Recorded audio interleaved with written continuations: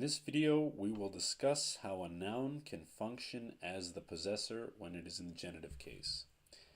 So we will say genitive as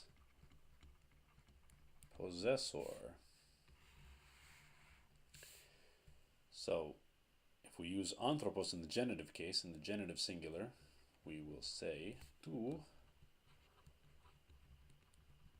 anthropou. The noun that it is in the genitive case, tu is the masculine nominative, masculine genitive singular, and omicron ypsilon is in this declension pattern, the genitive singular ending. So this noun phrase denotes the possessor, potentially, in a sentence.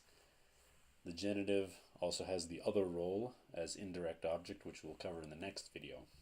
But just for now, we will pretend that the genitive functions only as the possessor.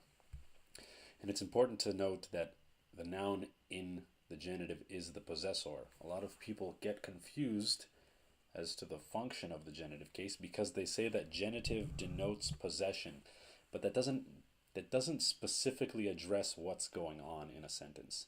If you say that a noun in the genitive is the possessor of something, then that's very clear what's going on. So try to avoid saying possession and try to say that a noun in the genitive is the possessor. That's very clear. So using the words that we've been using so far, we can say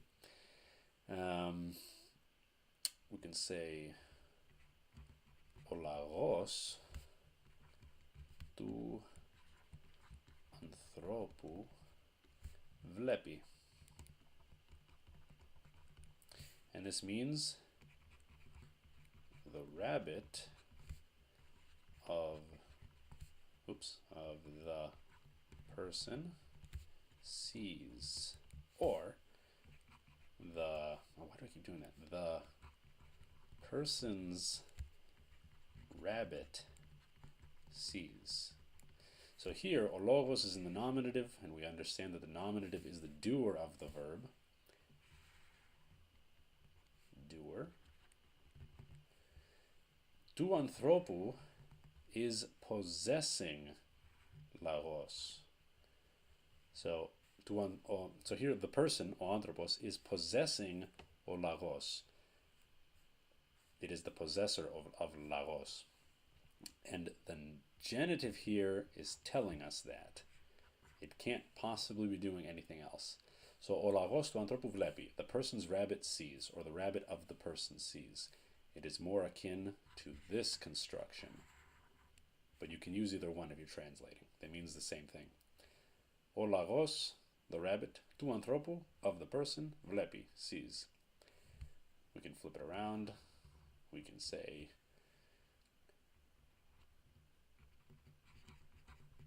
o anthropos tu lagou vlepi. If the person belonged to the rabbit, we can say this.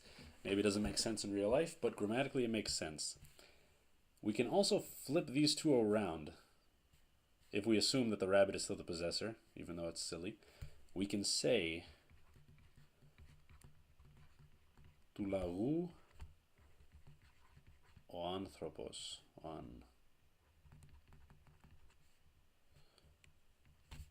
vlepi. Tu lagou o anthropos vlepi. This is not the most common way to say this, but you can say it this way. It may be a little awkward, but it is still grammatically correct, because here, these are individual sense units, I like to call them. This is the possessor, this is the subject, this is the verb. You can't throw the words in any order that you want, but it's more flexible than it is in English. In English, you can't really switch words around without changing the construction. Like here, if you wanted to put the possessor before rabbit, you have to say the person apostrophe s, or you could say the rabbit of the person. You have to change the construction.